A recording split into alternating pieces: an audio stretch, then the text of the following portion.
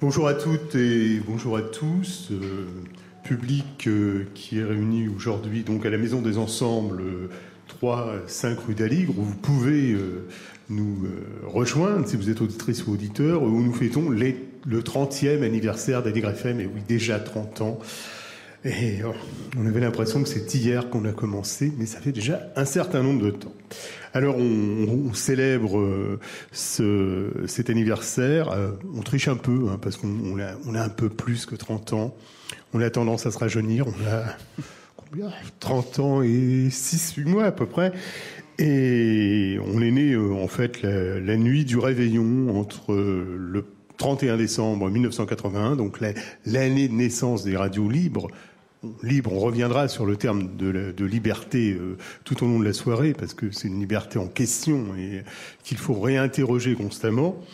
Et donc, 1er janvier 82. Donc, on a un peu de retard, parce que vous savez, on a subi quelques péripéties, notamment du côté de TDF, mais enfin, on est plus vivant que jamais, n'ayez crainte, et avec de beaux projets en perspective.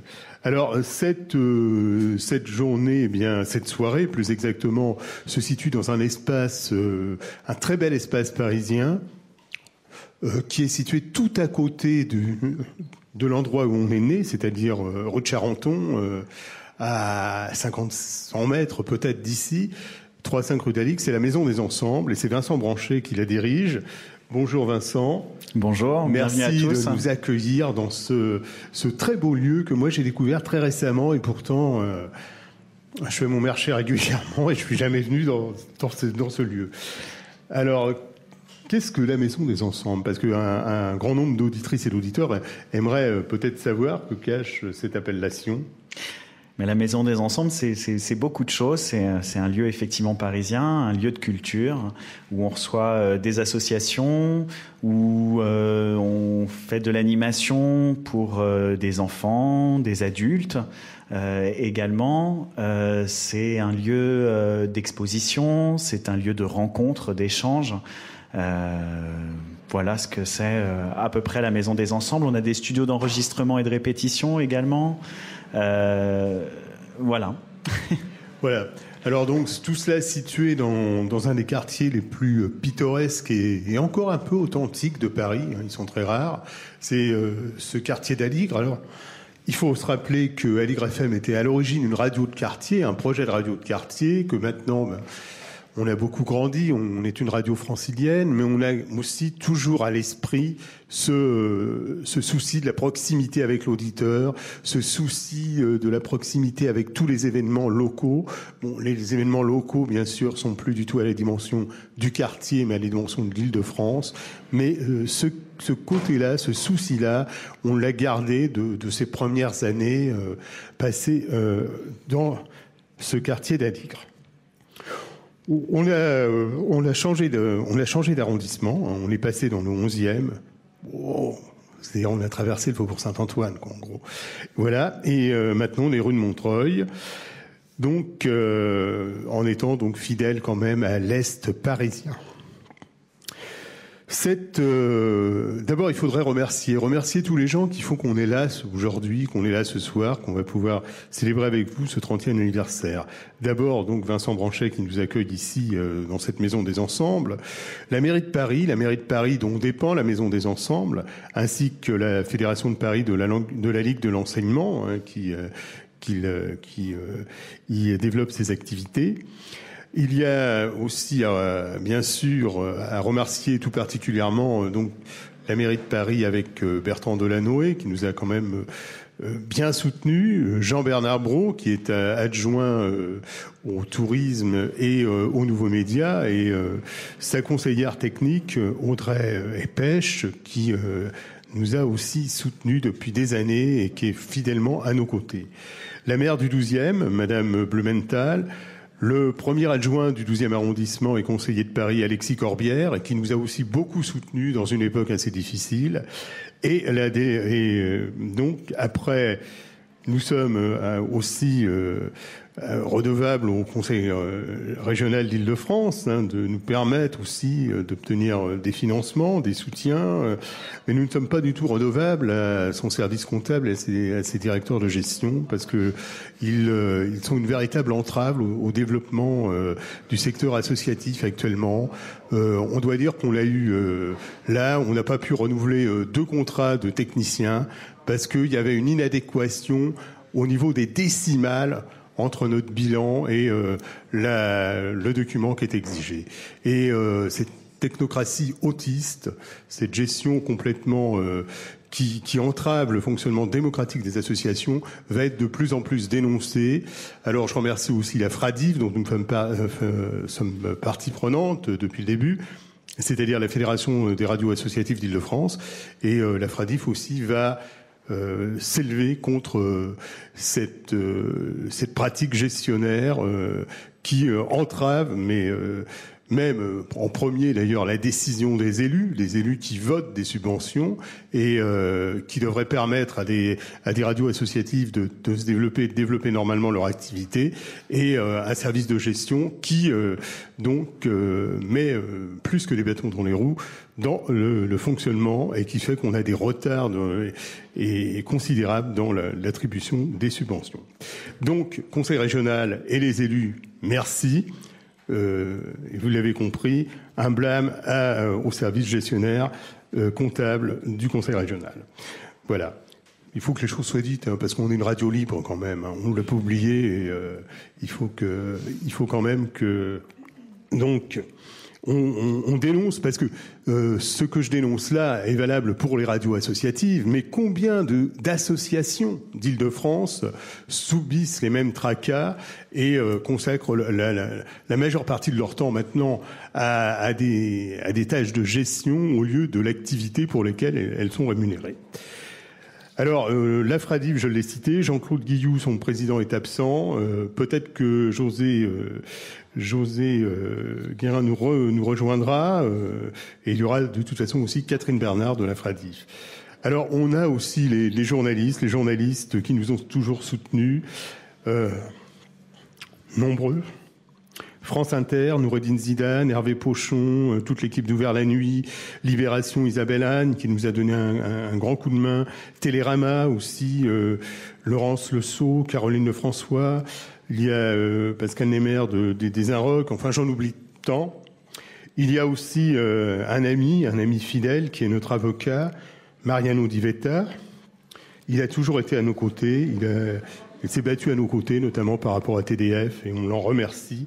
Et puis bien sûr, toute l'équipe d'Aligre, les administrateurs, animateurs, Francis Chapuis et Stéphanie Malaret, qui sont à l'origine de cette initiative, qui ont eu l'idée donc de cette soirée à la Maison des Ensembles. Alexandre Maillet, qui a été un maître d'œuvre au niveau de l'organisation logistique et technique. Nadia Etayeb, qui n'a pas ménagé ses efforts pour faire que cette soirée se tienne. Pascal Paretti, Christine Coste, Patrick Léon-Émile, Michel Ezran, Florence Maton, Sophie Nerman, Cynthia Koutsoulis, Paro, il n'y a pas de prénom, c'est Paro. Il s'est occupé des photos aussi, entre autres. Didier Caron, il y a aussi Bruno Moyot, il y a Alexandre Timard, enfin bon... J'en oublie, mais qu'on m'en veuille pas, parce que c'est vrai que la liste est très très longue des gens qui ont participé pour que cette journée soit une réussite. Alors, on va fêter donc 30 ans d'Aligre, 30 ans de lutte, 30 ans qui sont aussi 30 ans de résistance, parce que les radios libres, c'est aussi premièrement un souci de ce bien qui est sans doute le plus cher, c'est cette liberté. Mais la liberté en soi ne veut rien dire. C'est-à-dire, c'est le sens que l'on donne à la liberté. Liberté d'expression, c'est aussi s'interroger sur quelle expression, parce que liberté de dire n'importe quoi, ce n'est pas une liberté. Donc, c'est tout cela qui est en jeu. C'est tout cela qui nous responsabilise aussi, parce que environ 1200 radios que nous étions au départ, on se retrouve à 600. Donc, ça veut dire que ce monde de la FM, ce monde qui devrait être celui des radios libres, est devenu un peu il faut dire, un champ de ruines. Hein. Il reste quelques radios associatives.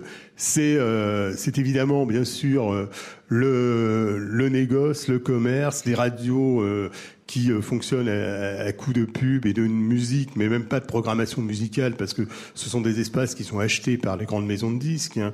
C'est cela aussi, cet espace de liberté pour lequel on a lutté, pour lequel on a œuvré. Eh bien, c'est cela qu'il est devenu, et donc on en a conscience.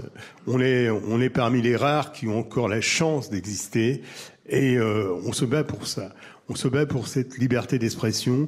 On se bat aussi pour la culture, pour stimuler la curiosité, contre les monocultures aussi qui risquent de se développer avec les radios web, où chacun ira retrouver absolument la communauté, soit thématique, soit ethnique, et après on va voir comme ça des cloisonnements, comme on peut le voir dans ces ensembles où on voit des paraboles aux fenêtres et où chacun est complètement clos avec sa télévision, et ces télévisions monothématiques, bien évidemment.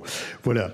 Alors ça, c'est l'avenir des radios libres, on s'interrogera dessus, mais en attendant, donc on essaye de vous proposer ce soir un programme qui est un peu le reflet de nos programmes donc d'Aligre en général. Ce programme, eh bien, c'est avant tout de l'éclectisme, c'est-à-dire de l'ouverture au niveau musical, ne pas être encore une fois monolithique, c'est-à-dire permettre de défendre les différents genres musicaux, défendre les nouveaux talents, et ne pas aussi hésiter à avoir aussi des talents très confirmés, hein, parce que Alix, c'est aussi un grand nombre de gens d'artistes et de talents reconnus internationalement qui défilent donc sur cette antenne, et c'est cela donc on va essayer de vous offrir jusqu'à minuit, bien évidemment, sur cette antenne. Alors c'est aussi la parité à Ligre. Il y a beaucoup d'animatrices, et ces deux animatrices, donc Nadia Etayeb et Sophie Nerman, qui vont vous présenter le programme de la soirée. Bonjour à tout le monde.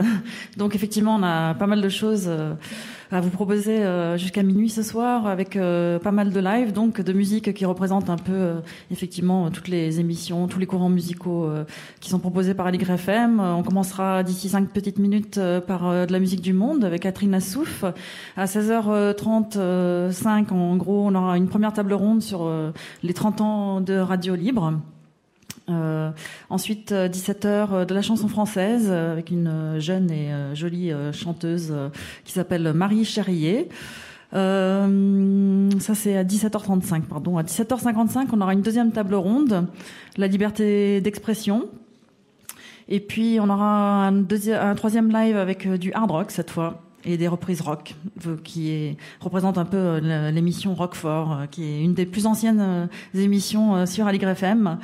À 19h15, une table ronde sur la liberté de création.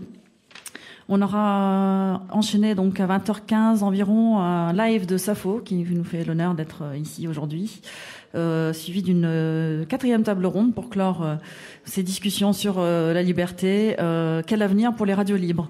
Et on terminera donc à partir de 21h35 avec plusieurs lives enchaînés, de la pop avec ARLT, du reggae avec Lieutenant Malo, Junior Jim et Professor Living High, et un dernier live électro avec le groupe Low Jack. Et on va commencer justement tout de suite avec de la musique, avec un groupe qui va vous présenter Nadia, c'est Catherine Assouf.